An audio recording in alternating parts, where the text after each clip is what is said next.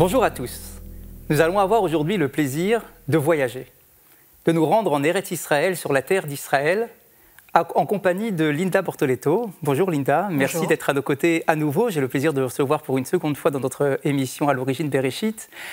Vous avez été dans l'armée de l'air. Vous avez ensuite été capitaine de gendarmerie. Vous avez été haut fonctionnaire.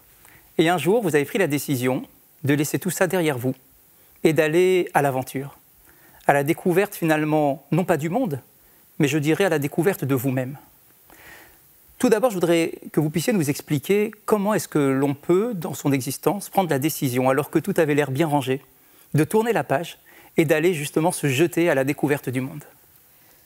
Ce besoin de partir, me découvrir, de me lancer dans cette quête, en fait, je l'ai ressenti au jour de la mort de mon père. J'étais dans cette carrière cadrée, normée, j'avais tout le confort d'une vie bien installée. Et le jour où mon père meurt, je suis confrontée à la vie, à ma vie. Et je me rends compte que la vie que je vis, c'est la vie d'une autre. Je me rends compte que je m'étais complètement aliénée et que cette femme qui était dans cette carrière, dans cette réussite sociale, c'était très bien, mais c'était pas moi. Et c'est à partir de là où j'ai décidé de me découvrir. C'est à partir de là où je me suis posé cette question, qui suis-je ? Et je pense que c'est à partir du moment où on se pose cette question que la quête commence. Cette quête intérieure, cette quête d'identité, et derrière une quête spirituelle. Et c'est ce qui m'a amenée à vouloir découvrir des régions du monde complètement isolées, comme la Sibérie, l'Alaska, parce que à la base, ce qui m'a conduit à faire ce choix de carrière dans l'armée, c'est un désir de voyage, un désir d'aventure. Sauf que voilà, c'était loin d'être ce que je m'étais imaginé à l'époque. Et donc, quand mon père meurt, en fait, le message qu'il me transmet, c'est « vis ta vie, libère-toi de ces cadres et trouve qui tu es ». Et finalement, donc, je reviens à mes premiers rêves et donc ces rêves d'aventure. Et donc c'est ce que je fais depuis 8 ans. Donc j'explore ces régions isolées. Je vais partir aussi à la découverte de différentes traditions spirituelles. Et derrière ça, en fait, à chaque fois que je découvre ces régions du monde, d'autres cultures, j'en découvre davantage sur moi. Alors effectivement, vous parlez de la Sibérie, mais le cœur de notre émission aujourd'hui, c'est vers la terre d'Israël. Pourquoi ce voyage en Israël ? Est-ce que vous allez pouvoir découvrir en Israël que vous n'aviez pas déjà vu en Sibérie ou à l'autre bout du monde ? Alors Israël, l'histoire d'Israël, ça a été vraiment un appel intérieur.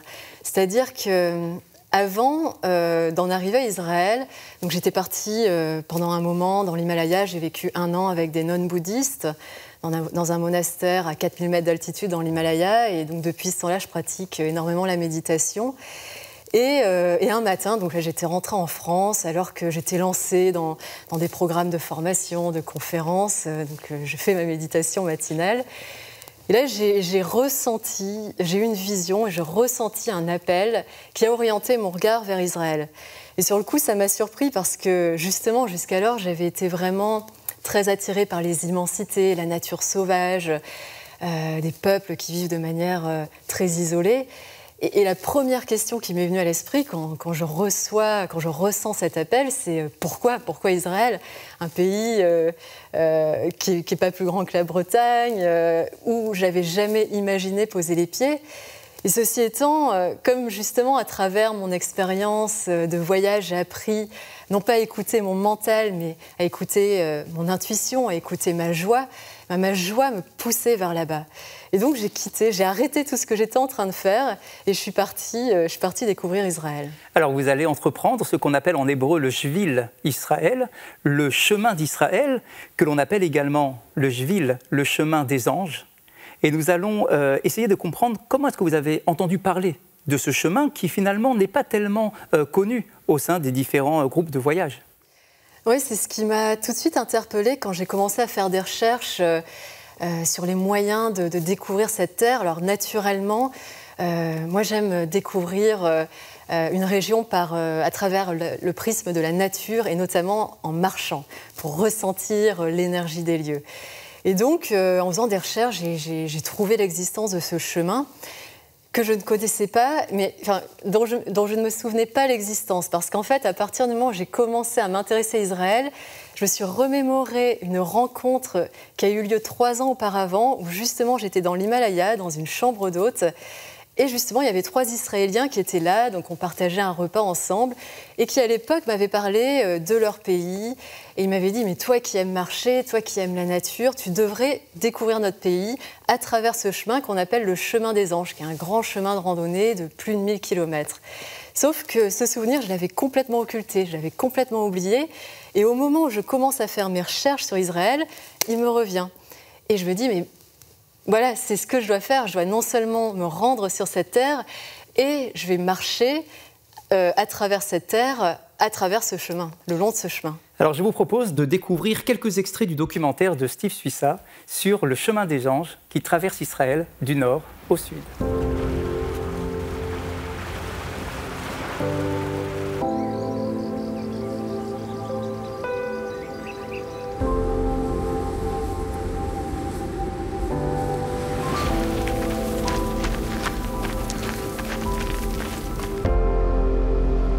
Vivre sa vie, c'est rêver grand.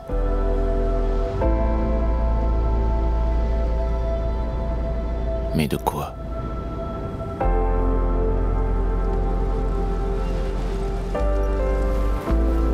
De trouver la paix? De savoir qui l'on est? Quand Linda Bortoleto a perdu son père, elle a tout remis en question.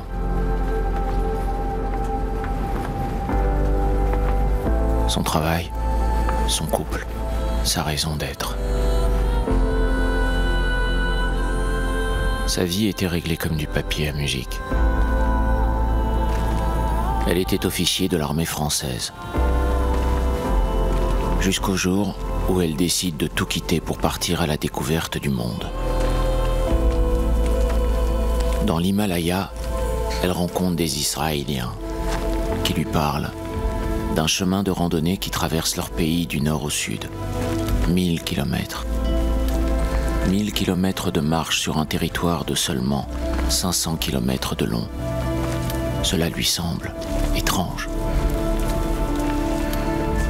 Elle part à la découverte d'Israël. 2 mois de sa vie consacrés à la nature et à la diversité de ce si petit pays au cœur du Moyen-Orient. Face au désert, à la mer, aux montagnes,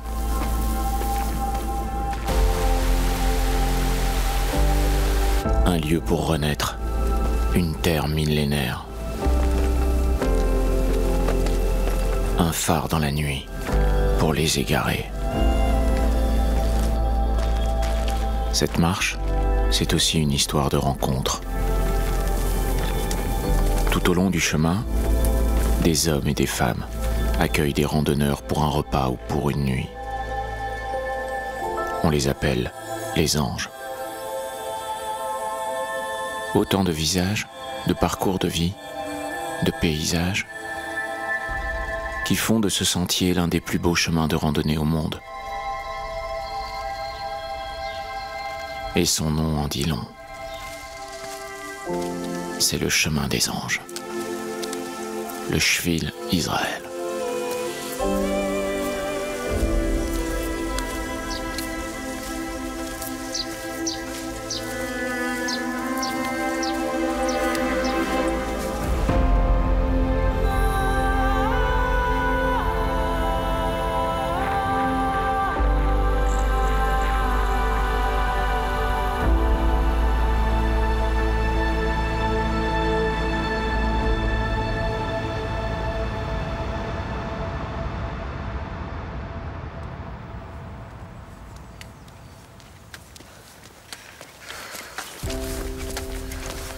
Marcher, c'est retrouver son instinct primitif, son équilibre mental et physique.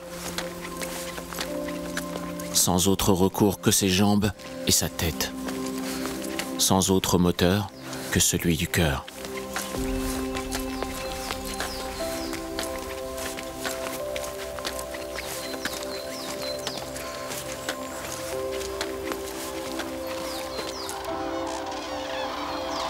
Pour Linda, la première étape du chemin est symbolique.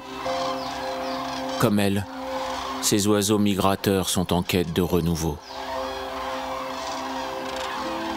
Dans le nord du pays, c'est un cantique de couleurs, de sons. Il y a des hérons, des grues cendrées, des cigognes. La vallée de la Houla est l'une des 190 réserves naturelles d'Israël. Ces réserves couvrent à elles seules un quart du territoire. Chaque année, plus de 550 espèces d'oiseaux font halte dans ces marécages avant de rejoindre l'Afrique. Quand ils reviennent pour quelques jours ou quelques heures, le temps semble s'arrêter.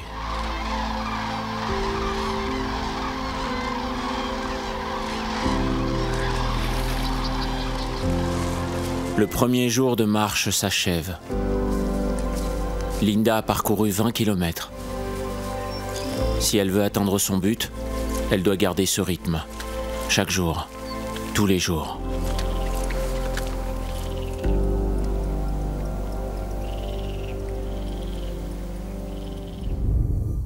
Après ces images magnifiques, nous en arrivons dans la ville que nous appelons la ville bleue. La ville de Tzfat. Nous prenons de la hauteur, d'un point de vue physique, concret, mais aussi spirituel, puisque c'est la ville de la Kabbale, la ville de la mystique juive. Qu'est-ce que vous avez pu ressentir dans la ville de Tzfat? Alors, mon arrivée à Tzfat, elle a été extraordinaire parce que je connaissais pas du tout cette ville. Et quand je pars en voyage, j'emporte toujours avec moi un livre qui m'inspire, que je découvre dans une librairie. Et cette fois-ci, en fait, j'étais tombée sur un livre qui s'appelle Le Kabbaliste, donc qui explique les bases de la Kabbale. Et juste avant d'arriver à Tzfat, donc j'étais sur les pentes du mont Méron, qui surplombe la ville de Tzfat. Je me pose, je faisais une petite pause à l'ombre d'un arbre et j'ouvre ce livre par hasard qui me parle de devenir en fait, qui nous dit ayez Asher ayez, je serai ce que je serai. Et donc je pars avec ça sur les pentes, avec cette pensée sur les pentes du mont Méron et je me pose la question de où est-ce que je vais dormir cette nuit. Et donc je commence, en fait il y a une liste des anges du chemin, en fait, qui sont ces personnes qui peuvent nous accueillir le temps d'une nuit lorsqu'on entreprend de parcourir ce chemin. J'appelle les différentes personnes qui étaient aux alentours de l'endroit où je me trouvais, notamment à Méron.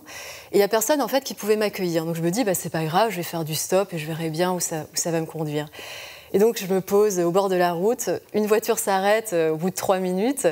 Et là, le couple qui me prend en stop me dit nous, on va à Tzfat, si tu veux, on te dépose à Tzfat. Et en fait, ça a été extraordinaire parce que j'arrive à Tzfat, je découvre que Tzfat est la ville de la Kabbale et je venais juste d'ouvrir ce livre pour la première fois dans mon voyage, ce livre sur la Kabbale. Et c'est à partir de là, je dirais que la magie de ce voyage a vraiment commencé, où ces différents éléments, tout d'un coup, se synchronisent, en fait, ces sortes de coïncidences qui prennent sens. Et quand j'ai posé les pieds à Tzfat, en plus on est sur les hauteurs, donc on voit le mont Méron au loin et j'arrive au crépuscule et donc il y avait ces couleurs flamboyantes dans le ciel, ces couches orange, rouge et ces nuages où toutes ces lumières se reflétaient. Et tout d'un coup, j'avais plus l'impression de marcher, j'avais l'impression vraiment de voler, cette impression très aérienne, qui est d'ailleurs le symbole de la ville de Tzfat. Exact, puisque vous savez que dans la tradition juive, il existe en Israël 4 villes que l'on appelle des villes sacrées, des villes saintes. Il y a la ville de Jérusalem, bien évidemment, mais pas simplement. Il y a la ville de Hebron, la ville de Tibériade et la ville de Tzfat. Et chacune de ces villes vient porter un symbole particulier, les 4 symboles de la création. La ville de Tzfat, c'est l'air, comme vous venez de le rappeler. La ville de Hebron, c'est la terre, puisqu'il y a eu l'acquisition de, vous savez, la parcelle de terre où on a enterré les patriarches. La ville de Jérusalem, c'est bien évidemment le feu, l'intensité du lien avec Dieu, avec le Créateur. Et la ville de Tibériade, c'est l'eau. Donc Tzfat, c'est l'air. Est-ce qu'on ressent cela, comme vous le dites ? Je l'ai ressenti instantanément, c'est-à-dire que je me souviens encore donc, quand ce couple me dépose au bord de la vieille ville de Tzfat, tout de suite je suis guidée par la lumière du crépuscule, donc je vais à travers les petites ruelles de Tzfat et je me retrouve en surplomb de la vallée avec ce mont Méron face à moi. Et voilà, il y a cette impression de légèreté où à un moment on n'est plus du tout dans le mental, où l'esprit se libère et on respire. Et quand on touche à ça, et c'est pour ça aussi d'ailleurs que j'aime la marche, c'est qu'à un moment en fait on touche à cet espace de liberté. On n'est plus du tout en train de penser, de ressasser le pourquoi on a décidé de venir à un endroit. On est juste dans l'instant et on touche à la magie du moment présent. On est juste en train d'être, justement. Lorsque, dans la Bible, Dieu s'adresse à Abraham, la première fois de son histoire, il lui dit « Lech lecha ». Pars pour toi, va à la découverte de toi-même. Et lorsqu'il arrive en Israël, le texte nous dit qu'il a parcouru l'ensemble du territoire, du nord au sud, de l'est à l'ouest, justement pour découvrir à travers chaque étape de son voyage, eh bien, une nouvelle parcelle de son identité. Est-ce que vous êtes aussi dans l'inscription de cette découverte finalement de vous-même ? Complètement, et c'est ce qu'on nomme la quête, aller chercher qui l'on est. Et je trouve que le voyage est infiniment riche pour ça, parce que quand on voyage, on va rencontrer d'autres cultures, d'autres personnes. Et pour moi, chaque personne devient un reflet d'une parcelle de ce que je suis. Et du coup, me donne des réponses par rapport à ce que je porte, par rapport à mon identité, par rapport à ma propre culture, par rapport à mes croyances. Mais ça permet aussi de se libérer de choses qu'on croyait vraies et d'aller vers une autre vérité. Ça permet en fait de se remettre en question de façon perpétuelle. Et pour revenir en fait au Shvil, au chemin des anges, ce qui a été très fort en Israël, c'est que justement, contrairement aux autres régions que j'ai parcourues, qui étaient des régions particulièrement isolées, où donc finalement je croisais peu de personnes, en Israël, comme c'est un pays assez petit, en fait on croise régulièrement des personnes. Et donc ces miroirs incarnés par les rencontres que je faisais, ils ont été très nombreux en Israël, parce que tous les jours, alors sauf évidemment dans le désert où c'est une marche beaucoup plus solitaire, mais on va dire dans cette première partie, le premier mois de marche en Israël, je rencontrais une personne différente chaque jour. Et ça a été très riche parce que je croisais des personnes de différents milieux, des personnes qui étaient croyantes ou non, de différentes religions, de différentes cultures. Et en fait, à chaque fois, ça me renvoyait à ma propre diversité. Et en fait, il y a une particularité qui a émergé en Israël, une question qui a émergé en Israël qui était ma propre diversité au plan culturel et au plan religieux. Et finalement, je me suis rendu compte que là-bas, c'était pas un problème, au contraire, c'était une richesse parce qu'il y avait cette diversité et ces gens de différents horizons, de différentes cultures, de différentes régions géographiques qui tout d'un coup sont réunis au même endroit et vivent ensemble. Eh bien, c'est ça la plus belle richesse de ce qu'on peut être et la richesse de notre monde. C'est cette diversité qui se passe dans une grande sérénité et dans une grande joie de vivre en plus, c'est ce qu'on apprend en Israël. Remettons notre sac à dos et continuons notre visite de la terre d'Israël à travers ce documentaire, Le chemin des anges, par Steve Suissa.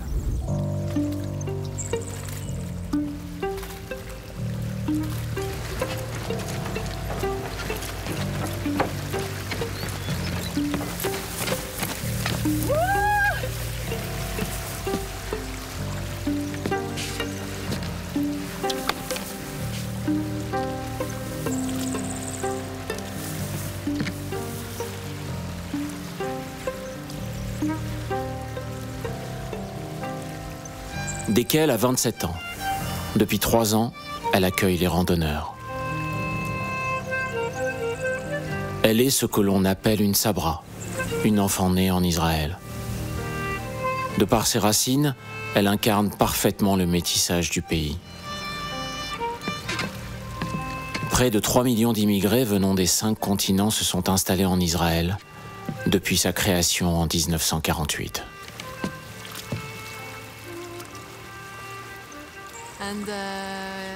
Dis-moi, j'ai une question. Tu viens d'où, toi? Waouh, je suis un mélange. Ma mère est de Tunisie et d'Algérie, et mon père est d'Irak et de Macédoine. Waouh.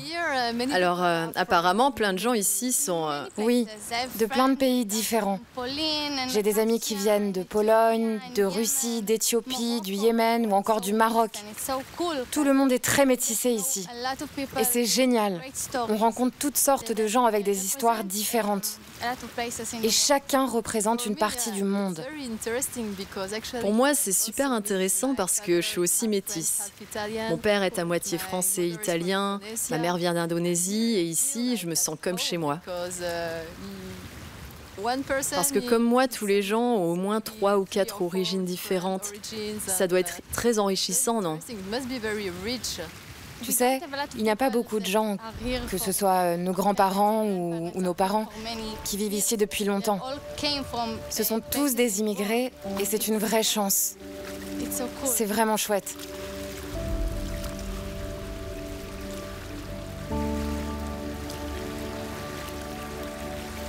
Je commence à comprendre ce qui me touche ici.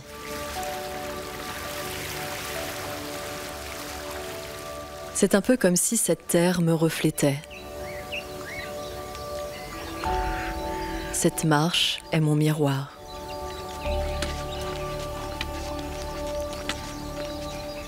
La prochaine étape, c'est la rencontre avec un autre ange, à l'autre bout du lac de Tibériade. Les berges du lac regorgent d'espèces inattendues, comme les damanes. Aussi bizarre que cela puisse paraître, ces petits mammifères sont les plus proches cousins terrestres de l'éléphant. Ils sont même cités dans la Bible parmi les animaux impropres à la consommation, selon les lois juives.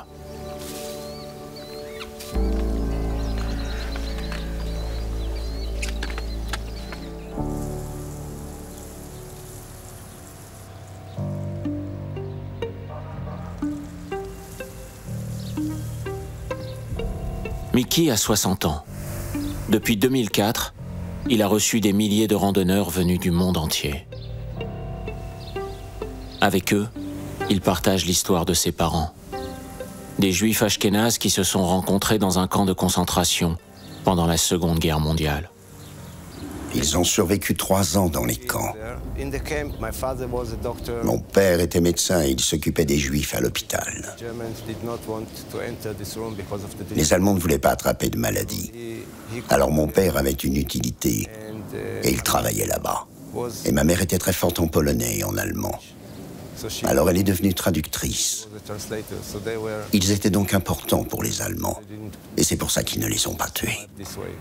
Mais mon père était amoureux de la sœur de ma mère, qui n'a pas survécu. Après la guerre, ils ont décidé de faire leur vie ensemble. Et ils se sont mariés. Après avoir survécu à l'horreur, ses parents s'installent en Israël en 1955. Ils décident alors d'aider les premiers migrants en leur proposant le gîte et le couvert. Par la suite, la mère de Mickey a perpétué cette tradition de l'accueil en recevant des touristes venus visiter le pays et sans jamais faire de distinction. Mes parents ont toujours accueilli des gens, même des Allemands, parce que ma mère adorait la culture allemande. Et elle disait, les nazis c'est une chose, mais la culture allemande, elle est magnifique. Elle n'a jamais refusé de recevoir des Allemands de toute sa vie. Elle a vécu jusqu'à l'âge de 102 ans. Elle a eu 2 enfants, 7 petits-enfants et 10 arrière-petits-enfants. Un jour, pendant une fête de famille, elle m'a dit « C'est ça, ma réponse aux nazis. C'est le fait d'avoir une famille si nombreuse aujourd'hui. » Ce devoir de mémoire et cette tradition de l'accueil, Mickey a décidé de la perpétuer en souvenir de ses parents. Ce que mes parents m'ont transmis, c'est d'apprécier la vie à sa juste valeur. Car on ne sait pas de quoi demain sera fait. Alors il y a environ 15 ans, mon fils avec ses amis ont fait le chemin des anges. Et bien sûr, ils ont été accueillis ici. Et par la suite, ils en ont parlé à leurs amis. La rumeur s'est répandue dans tout Israël.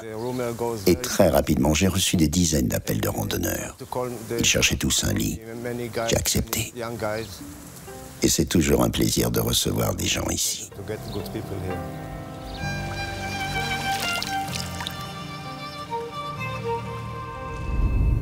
La richesse des rencontres.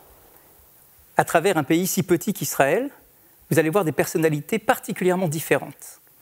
La personnalité de Mickey est aussi très attrayante dans sa présentation, dans ce reportage, puisque nous voyons un homme qui est issu d'une relation, d'une découverte, d'un couple qui a pu se former pendant la Seconde Guerre mondiale.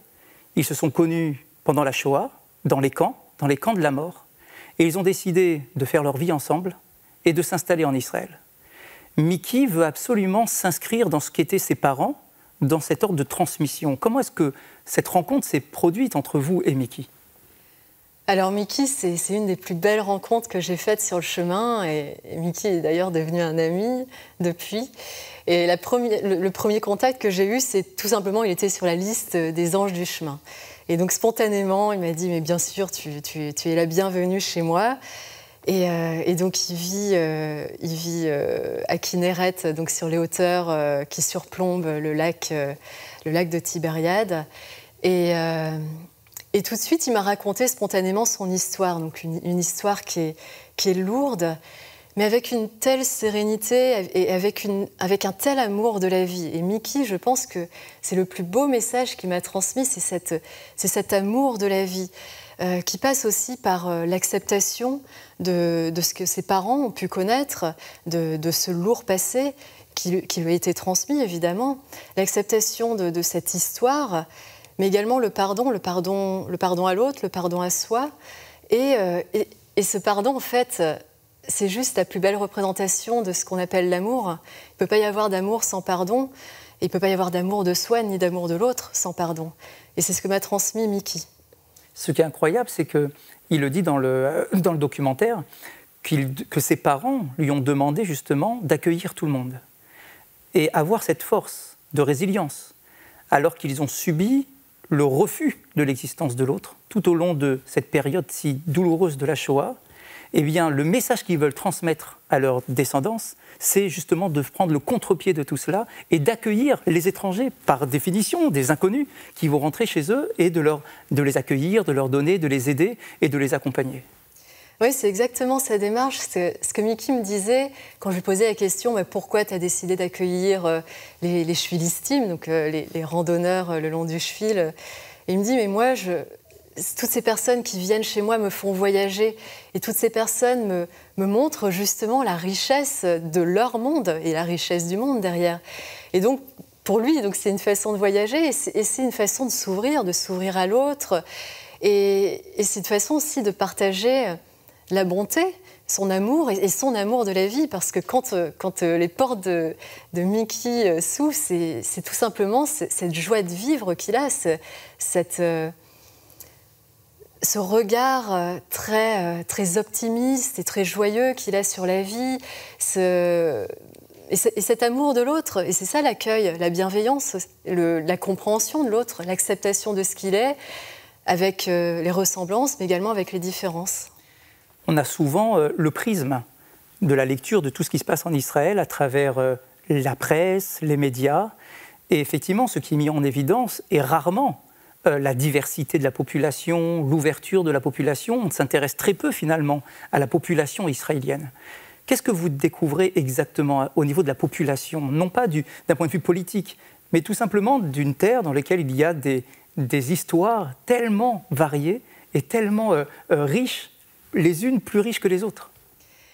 Ce que je découvre en Israël, justement, avec toutes ces nombreuses rencontres que j'ai faites le long du chemin, c'est pas un Israélien ou une Israélienne, c'est des êtres humains avec leur passé, avec leur histoire, mais aussi avec leurs désirs, avec leurs rêves. Et c'est ce qui fait que, quel que soit l'endroit où on vit sur notre terre, on est profondément les mêmes.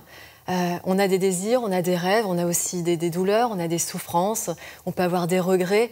Et en Israël, c'est d'autant plus fort que justement, il y a toutes ces personnes qui viennent de milieux différents, de croyances différentes, qui finalement vivent les unes à côté des autres, se parlent au quotidien, contrairement à ce qu'on pourrait croire, travaillent ensemble, jouent ensemble, dansent ensemble, chantent ensemble, vivent ensemble. Et c'est simplement humain. C'est simplement humain. Et c'est une profonde humanité que j'ai ressentie là-bas, contrairement à ce qu'on pourrait penser. Continuons notre voyage. Nous étions dans le nord, Tzfat, Tibériade.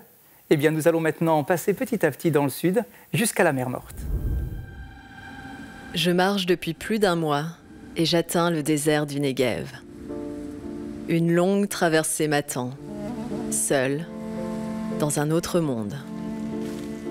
Je m'attendais à un paysage aride, mais ici,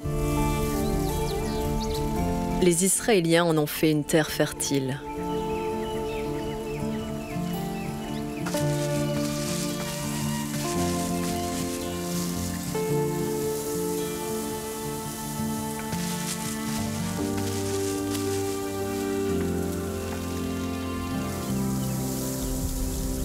Les fleurs jouent avec le soleil, et moi, avec elles.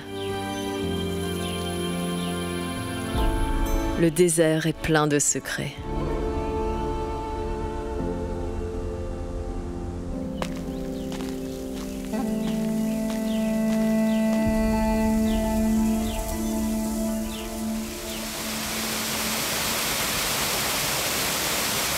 En-Gedi est la plus grande oasis d'Israël.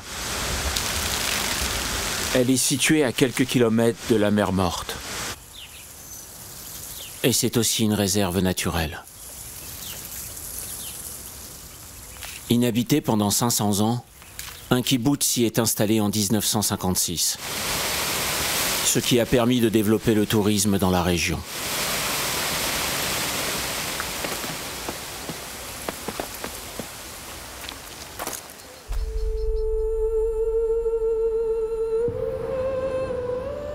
La mer Morte est l'endroit le plus bas du monde, à 400 mètres en dessous du niveau de la mer. La salinité de ce lac rend toute vie impossible.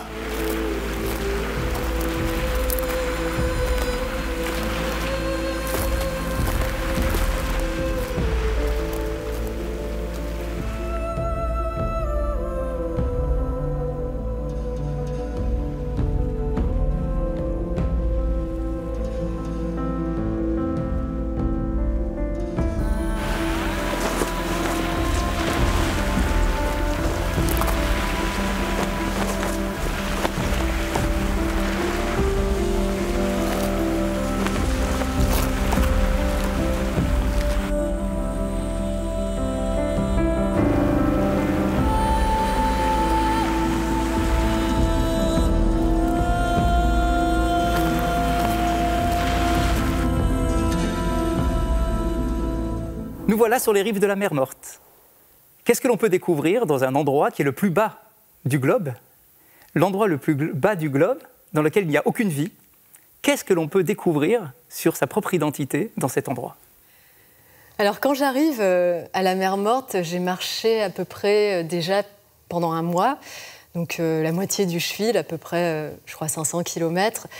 Et donc je suis extrêmement fatiguée, j'ai des douleurs, j'ai des égratignures, enfin voilà, ça c'est, on va dire, ce que porte le marcheur, le pèlerin. Et instantanément, j'ai eu envie de plonger dans la mer Morte.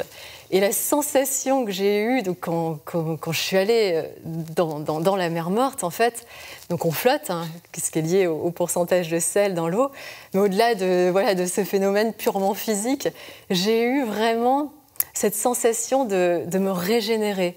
C'est-à-dire que, bien sûr, il y a cette sensation de légèreté, mais j'étais dans cette eau ou sur cette eau, ça dépend comment on peut l'interpréter. Donc le regard plongé dans les cieux qui était d'un bleu pur, sans un nuage. Et tout d'un coup, j'avais plus l'impression de faire de différence entre la terre et le ciel. J'avais cette impression d'union entre le tout et moi au milieu de ce tout.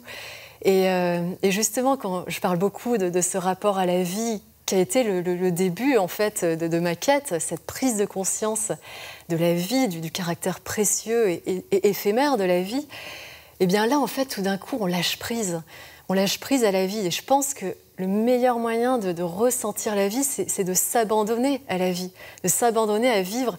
Et c'est ce que je ressens exactement quand j'arrive au bord de la mer Morte et quand je plonge dans la mer Morte. Et c'est vrai que c'est contradictoire, parce que comme vous le dites, il n'y a pas de vie à cause justement du fort taux de sel autour de la mer Morte. Et pour autant, on se sent pleinement en vie. Et ça, quand on a cette sensation, mais c'est extraordinaire. Il n'existe rien de plus subjectif que le temps qui passe. Est-ce que lorsque l'on est comme ça sur les rives de la mer Morte, est-ce que le temps a un sens différent que celui que l'on peut connaître dans nos sociétés modernes? Lorsqu'on arrive dans des lieux comme la mer Morte ou comme dans le désert, hein, ça va être la suite du chemin, en fait, le temps s'efface. Le temps s'efface parce qu'il y a une forme de densité qu'on ressent d'autant plus lorsqu'on marche. Et c'est pour ça que j'aime la marche, c'est que quand je marche, en fait, je suis vraiment en relation avec mon corps, avec mon souffle. Je me connecte avec la terre et en me connectant avec la terre, je ressens l'énergie des lieux. Et donc, le temps s'efface au profit de l'espace. Et c'est à partir de là où on laisse la terre, l'espace nous parler, nous transmettre des messages. Et c'est pour ça d'ailleurs que je pense que le désert est un haut lieu de révélation, parce qu'on est face à l'immensité de l'espace et donc le temps n'existe plus, la perception qu'on a du temps disparaît complètement. Et donc on est seul face à soi, seul face à cet espace et on reçoit en fait, on n'est même plus dans les pensées, parce que tout d'un coup justement, les pensées qui peuvent s'enchaîner de façon incessante dans une vie quotidienne, et bien quand on est en marche, quand on est dans le désert ou comme on peut être sur le bord de la mer Morte, en fait les pensées elles se font de plus en plus rares, de plus en plus lentes. L'instant redevient instant, en fait, on retrouve la valeur de l'instant et tout d'un coup on est dans une sorte de vide de la pensée. Et justement, on est dans une plénitude d'être, en fait. Et c'est à partir de là où on peut, parce qu'on est, on peut devenir ce que l'on est, parce qu'on touche à ce vide entre les pensées qui ne nous lie plus ni au passé, ni au futur, mais juste au moment présent. Ce documentaire a été tourné il y a quelques mois de cela maintenant. Qu'est-ce qu'il en reste? Qu'est-ce que vous portez avec vous de ce souvenir de la traversée d'Israël? Je porte la flamme de la découverte d'autant plus forte depuis que j'ai posé les pieds sur cette terre. C'est-à-dire que, bien sûr, auparavant, j'étais déjà lancée dans cette quête suite à la mort de mon père, ce qui fait que voilà, je me suis aventurée dans différentes régions du monde. Mais Israël, en fait, le plus beau message que cette terre m'a transmis, c'est un message d'unification. C'est que tout d'un coup, je me suis sentie réunifiée dans ma propre diversité, ma diversité culturelle, ma diversité religieuse, dans tout ce que j'avais pu apprendre au cours de mes voyages. Israël m'a vraiment unifiée et m'a redonné, c'est pour ça que je parle de cette flamme, m'a redonné de l'énergie à ce feu intérieur qui est de poursuivre cette quête. Parce que c'est pas une quête qui est... On peut en parler comme ça, mais la quête de soi, cette quête d'identité, mais cette quête spirituelle, c'est pas un long fleuve tranquille. Ça demande de faire des choix, ça demande de faire des sacrifices, ça demande de renoncer à certaines choses pour toujours aller de l'avant, pour toujours pouvoir découvrir et s'ouvrir, se remettre en question. Et en fait, Israël a vraiment renforcé mon envie, mon désir d'approfondir cette quête et d'aller plus loin à la source de ce qui unit, en fait, de ce qui, moi, m'unit, mais de ce qui aussi permet d'unir le monde dans sa diversité. Vous avez voulu faire passer vos souvenirs à travers l'écrit. Vous avez écrit un livre qui vient raconter justement cette traversée d'Israël. Pourquoi est-ce que pour vous c'était important de ne pas garder simplement des couleurs et des images, mais de transformer tout cela avec des mots et des phrases? L'envie d'écrire, et notamment sur cette expérience, c'était tout simplement l'envie de transmettre et de laisser une trace. Parce que cette aventure en Israël, elle a été vraiment... bouleversante pour moi, et c'est d'ailleurs pour ça que, alors bien sûr j'ai parcouru ce Shvil, ça a duré 2 mois, mais je suis revenue 9 mois sur cette terre pour approfondir mon ressenti pour me dire est-ce que finalement la force de ce que j'ai ressenti, est-ce que c'est moi qui l'ai imaginé ou est-ce qu'il y a vraiment quelque chose qui me lie à cette terre. Donc j'ai voulu confirmer tout ça, donc je suis revenue 9 mois. Et c'est là où l'envie d'écrire a vraiment émergé. Je l'ai vraiment reçu comme une révélation. À un moment, j'étais dans les rues de Jérusalem, je me souviens exactement du moment, c'était le jour de Shavuot. Et donc, j'étais encore en train de poser des questions, d'envoyer ces questions à ce qui m'entourait. Quel est mon rôle ? Et j'ai reçu cette mission d'écrire. J'ai vraiment pris comme une mission, l'écriture de ce livre. Et donc, il y avait bien sûr cette envie de transmettre. Et c'est la force de l'écriture aussi, c'est qu'à un moment, on va prendre du recul, on va prendre de la hauteur par rapport à ce qu'on a vécu, pour mieux comprendre ce qu'on a vécu, et du coup, pour mieux le transmettre. Et ce que j'ai voulu transmettre, en fait, c'est qu'il ne faut pas craindre de se mettre en mouvement, il ne faut pas craindre, il ne faut pas s'arrêter à des préjugés, à des choses qu'on nous dit, il ne faut pas s'arrêter à des croyances, mais il faut y aller en fait, il faut foncer, il faut oser se mettre en mouvement vers soi, se mettre en mouvement vers l'autre, parce que c'est à partir de là où on découvre que la richesse, elle n'est pas à l'extérieur de nous, mais elle est à l'intérieur de nous.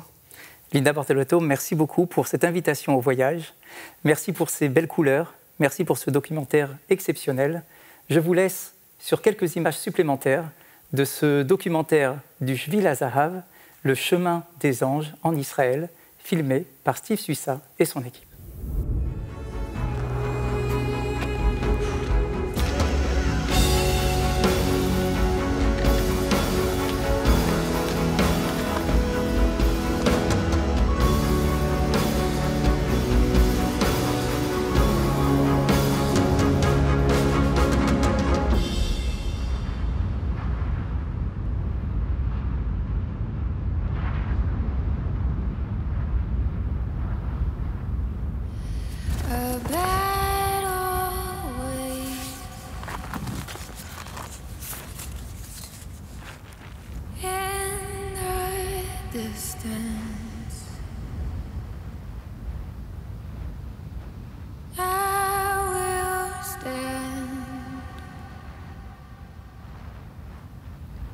With the resistance, like when the sun calls in the dawn, like when the night begins to fall, I will rise,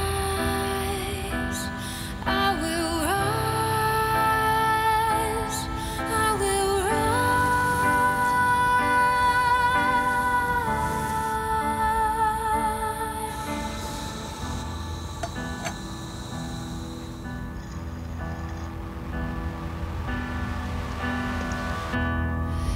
A spark ignites,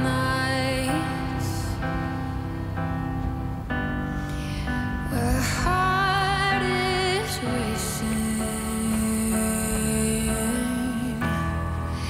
a blaze of light